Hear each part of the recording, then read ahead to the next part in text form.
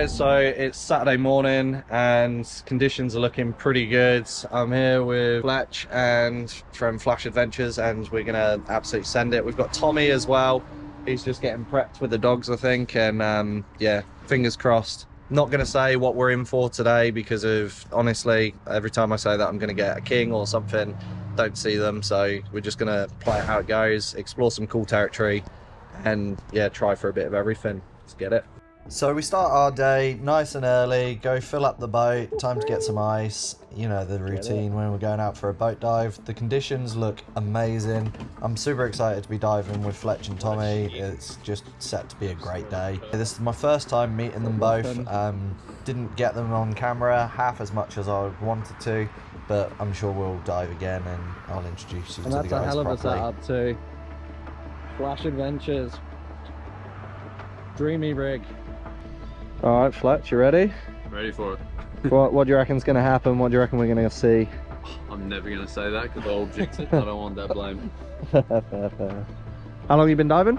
3 years. 3 years. Always in New South? Go to Queensland more than I dive New South Wales almost. Good choice. Now the fact that the conditions are so flat, so glassy and so good, we decided that we were going to head out to the FAD before coming back inshore and checking out a few spots to dive. On the way out to the FAD, we stumbled across this floating patch of grass. Oh, she's green. She is green. So we decided to hop in, have a little look. The water was looking a little bit green, but stuff like these act as fads, and yeah, you never know, you might get mahi or kingfish or something happening because of bait fish will often use floating objects as a way to hide from birds and stuff like that. They try and make use of it, and the predators know this, so the predators hang around. So we have a little dive down around this and it is filthy water. Nothing's happening here, it's completely dead.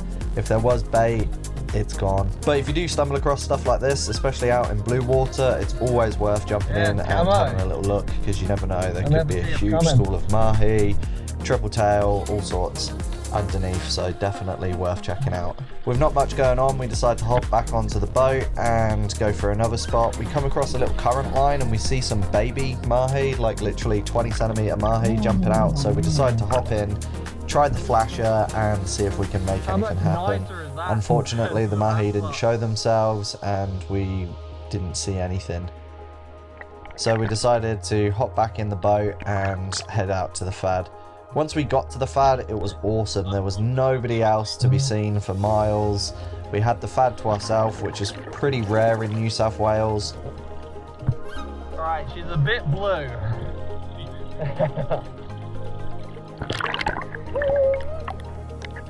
So we hop in and the conditions are absolutely perfect. We're looking at 25 meters plus visibility, crystal clear blue water, and there's mahi.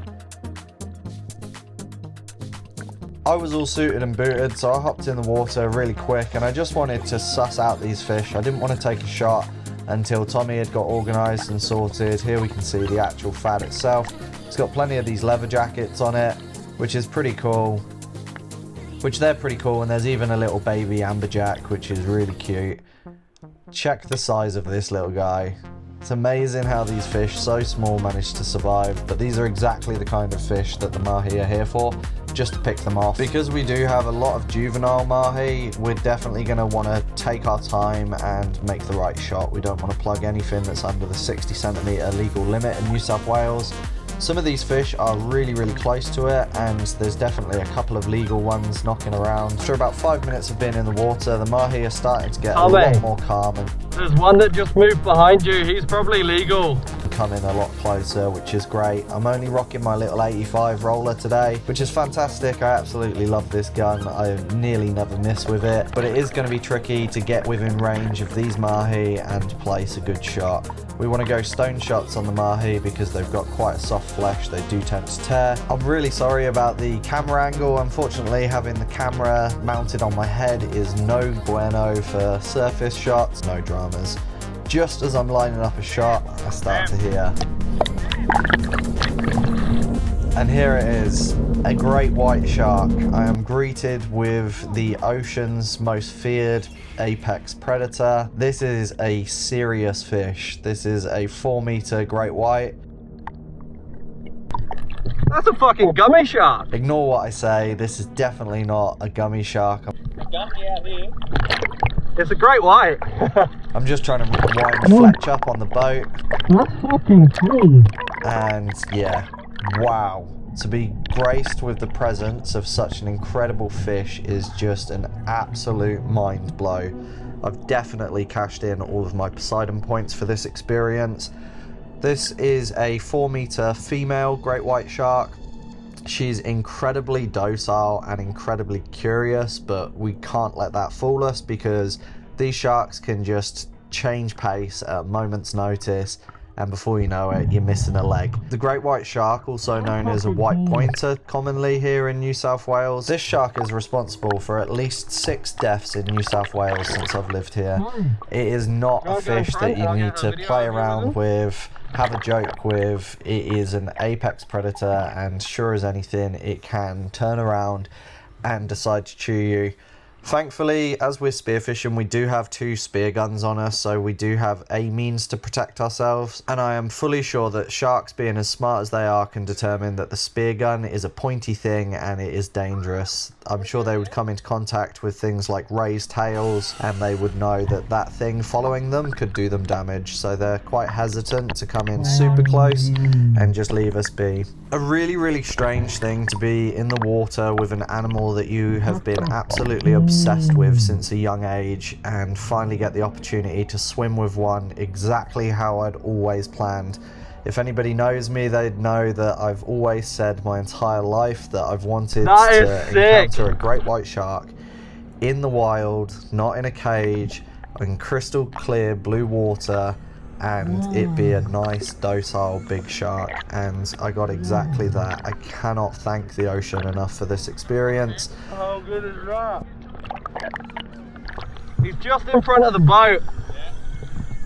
Once Tommy gets out, it's just me and the big girl in the water on her own, and it was amazing to see how her behaviour was starting to change. She definitely began to swim more head on to me, as I was clearly less of a threat after Tommy got out and being on my own, but she was still hesitant to come right in, but allowed me to view her up. I was just absolutely blown away with the size, the beauty. She's got no scars. She is an incredibly beautiful shark, which tells us that she is an incredibly clever and cautious shark. She's either extremely good at hunting down those seals or avoiding situations. Either way, to make it to 4.5 meters with no scars, that's an impressive feat on its own. I didn't actually know that great white tails were this thick. That is as thick as a whale shark's tail, which is just absolutely remarkable. These fish are insane.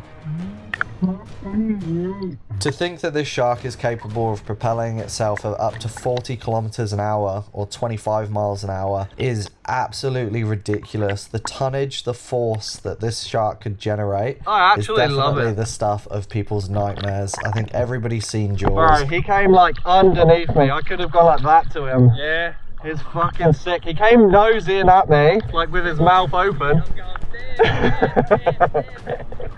Mate. When you said it's a great one, I'm like, no! He's coming head on, damn. That this fish can be an absolutely terrifying creature of the sea. A massive shout out to Fletch and Tommy for being awesome dive buddies in the water, and for Fletch coming in and capturing the film of this. Now, you might think that I'm incredibly stupid, and I might be, but having this opportunity is incredibly rare. I've probably dove over 10,000 hours in the water and never encountered a great white shark, so I just wanted to trial a few things. Diving down, putting my gun above my head and slowly rising definitely piqued the shark's interest. This is quite common with other fish, so it was interesting to learn that it also works with the great white, and I'll show you from my angle what that looks like, because thinking back and realizing that I turned my back to a great white shark was just a bit ridiculous, but in the name of Sam science, let's call it, we know that if I put my gun above my head, we can clearly see that it rouses the shark's interest to find out what's happening, and the shark comes directly in on me. Like I said, I'm probably only ever gonna get to experience this once in a life. This is really a once in a lifetime opportunity and experience. So I just wanted to trial a few things, swim behind it, see what would happen, and I don't want to go on to the famous saying of fuck around and find out, but I was keen to explore what was possible without getting chomped. I don't actually agree with the whole like tail pulling of sharks and stuff like that. I think it is a bit silly, and you are asking to provoke the shark and get bit, or encouraging behaviour of others that's likely to get other people bit. And whilst I don't take responsibility for other people's actions, even if they've been influenced through my own, I just didn't want to take the risk of grabbing the shark's tail, even though I had the full opportunity to do so. We decide to hop back on the boat as the shark is getting ever more curious and swimming in more direct and starting to arch its fins down. So we decide we've tempted fate enough, and yeah, let's call it a day. Get back on the boat before something silly happens. When Fletch got out of the water, we handed our guns up onto the boat loaded, and that's because we didn't want the bands to go off and set the shark off. And I do a quick little check behind the engine to make sure that the shark's still at a decent distance before bolting onto the boat. Wow.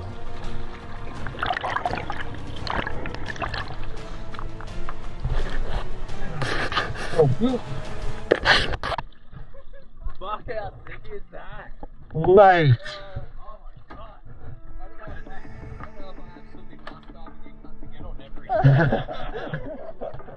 We have one little last dip of the camera underwater to see what the shark's up to before we head in. Now, in terms of spearfishing fish, it was a shame that the great white was there because I really didn't want to shoot a mahi and see what happened.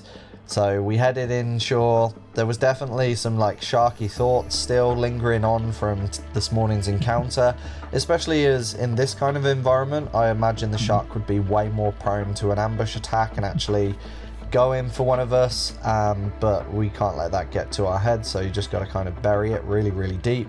And yeah, just crack on with spearfishing. We've got lovely sights this morning. The viz is quite nice on this side of the island. We've got a beautiful goat. Of course we're going to take him. This is my favourite fish. If you're new to the channel, these guys are absolutely delicious. I can't get enough of them. So we make sure that we icky them, and of course we'll bleed them after. Rip out those gills and head on for the next fish.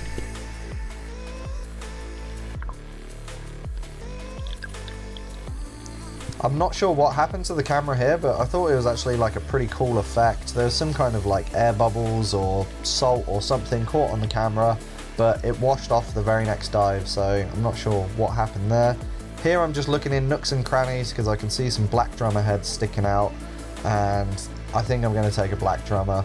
We're coming towards the end of the dive for the day. Just want to make sure that I've got some meat for the fridge and the freezer, considering we're going to have a couple weeks of really, really bad weather coming up in New South Wales, and there won't be much diving. So got to stock that freezer whilst we can, otherwise it's no seafood for Sam.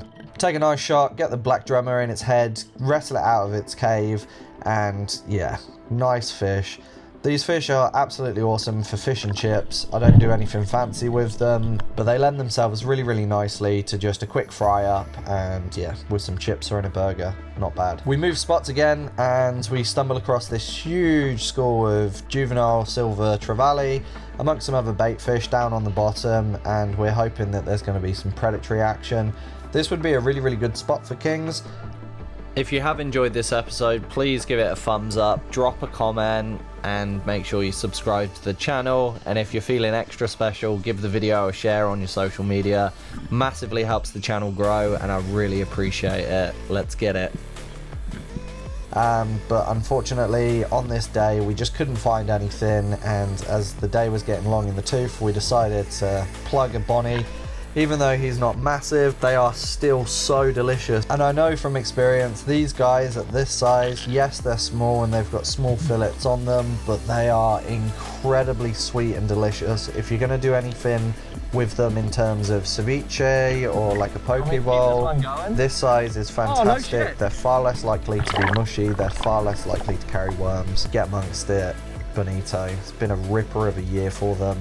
can't fault it. With that, we call it a day, and unfortunately I didn't capture much afterwards. I just enjoyed good catch-ups with the boys before we headed off and the weather kicked up an absolute stink. Sorry that I didn't get more footage of on the boat and stuff. Camera died after filming continuously for the great white, but it was an incredible day out and I'm glad that we did it. Fantastic diving with the boys. Thanks for keeping each other safe, and until next time, stay wet, stay fed, catch ya.